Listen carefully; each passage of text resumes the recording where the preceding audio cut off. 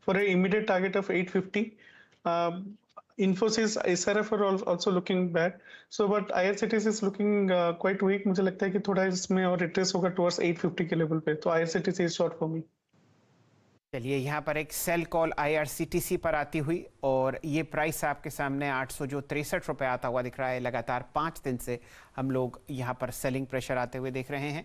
ये जो लेवल आप देख रहे हैं इसके पास 820 रुपये पर 50 EMA है। देखते हैं कि ये स्टॉक वहाँ पर सपोर्ट लेता है या वहाँ से आपको एक बढ़िया और डिप आता हुआ दिखता है। असित जी की यहाँ पर एक शॉर्ट कॉल आती हुई IRCTC पर। चलिए, अब गौरांग शाह साहब को जोड़ते हैं फिलहाल स्क्रीन पर। गौरांग जी, 4 लॉन्ग कॉल्स हम लोग ट्रैक कर रहे हैं और एक बिकवाली की कॉल IRCTC पर। ये जो फिलहाल स्क्रीन पर आप मामूली सा लाल निशान वापस आते हुए देख रहे हैं, कोई ऐसा स्टॉक मिड कैप में या लार्ज कैप में जो आपको पसंद आता हो पोजिशनली, जो आप राय देते हो कि भाई ऐड किया जाए SIP के जरिए अपने पोर्टफोलियो में, क्योंकि ये प्राइसेस बहुत शानदार हैं?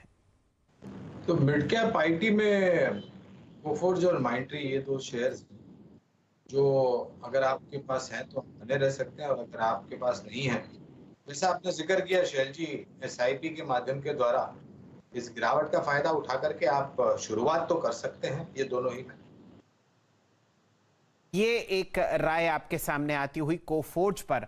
देखिए, यहाँ पर जो उच्चतम लेवल है आपने लगते हुए देखा है वो है 6021, और हमारी सिस्टर चैनल मनी कंट्रोल पर आपने खबर आती हुई देखी थी कुछ समय पहले कि ये कंपनी अपनी ADR लिस्ट करेगी अमरीकी बाजारों में। आपके सामने अब 5375 और लगभग 700 अंक नीचे अपने ऑल टाइम हाई से। इसको जोड़िए आप SIP के जरिए अपने पोर्टफोलियो में राय देते हुए हमारे मित्र गौरांग शाह साहब। यही स्थिति माइंडट्री में है। आपने जो उच्चतम लेवल देखा है वो काफ़ी ऊंचा है और आज भी काउंटर आपको लाल निशान में ट्रेड करता हुआ दिख रहा है। उच्चतम लेवल इस काउंटर का है आपके सामने 5060 और फिलहाल 4685। तो ये कॉल्स आपके सामने स्क्रीन पर एक बार मैं दोबारा रिव्यू कर देता हूं।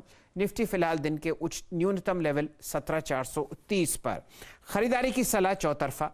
हमारे सामने चंदन तपड़िया साहब की तरफ से अदानी एंटरप्राइजेस पर एक लॉन्ग कॉल आती हुई दिख रही है रिकॉर्ड हाई लेवल्स पर।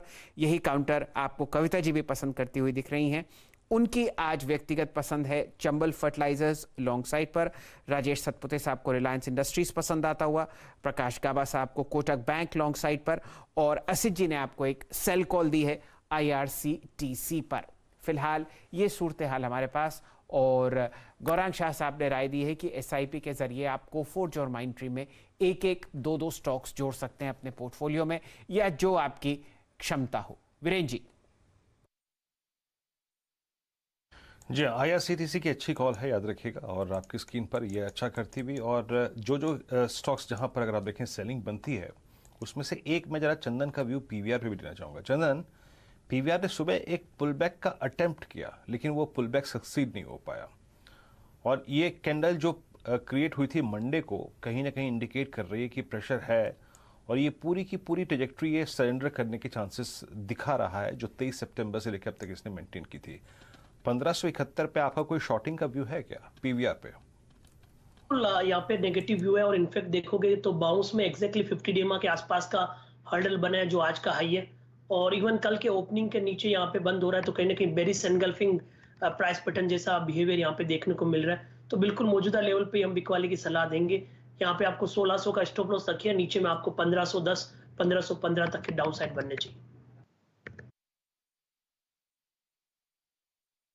1610 का स्टॉप लॉस और 1500 1490 तक के डाउन साइड आपको खुलते हुए दिखाई देंगे।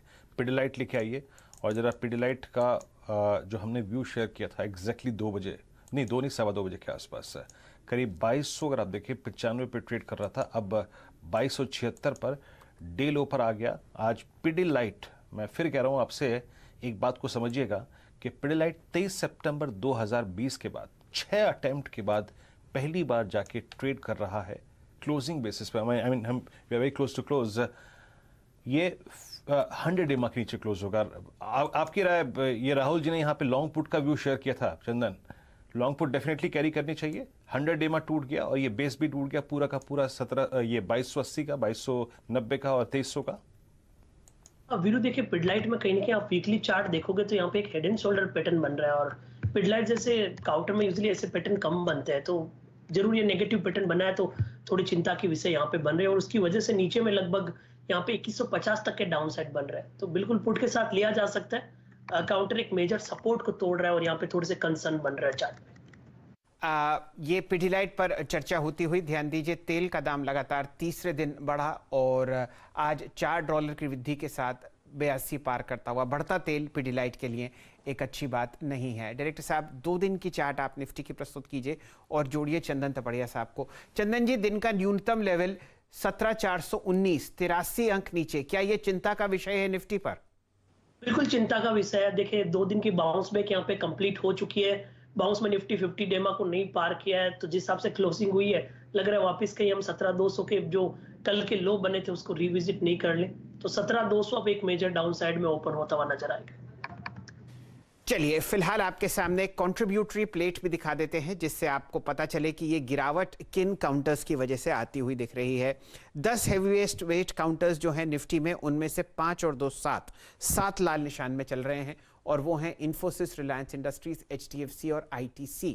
यहां पर आपको सेलिंग प्रेशर बढ़ता हुआ दिख रहा है। निफ्टी को आज सहारा दिया है ICICI और कोटक बैंक ने। ONGC बढ़ते तेल के कारण आपको बढ़िया मूव दे रहा है, लेकिन कोई खास यहां पर आप पॉइंट एडिशन नहीं दे रहे। अदानी पोर्ट्स में एक ब्रेकआउट ट्रेड आपको 2 दिन से गाबा साहब देते हुए दिख रहे हैं। तो ये सूरत हाल निफ्टी का। वीरेंद्र जी, चलिए तो बैक फुट पे निफ्टी याद रखिएगा ऐसे सर्कमस्टेंसेस में, और आज का व्यू यही था कि 500 कॉन्फिडेंस है, 17,500 और 17,400 का टूटना अच्छा नहीं होगा, स्पेशली कल के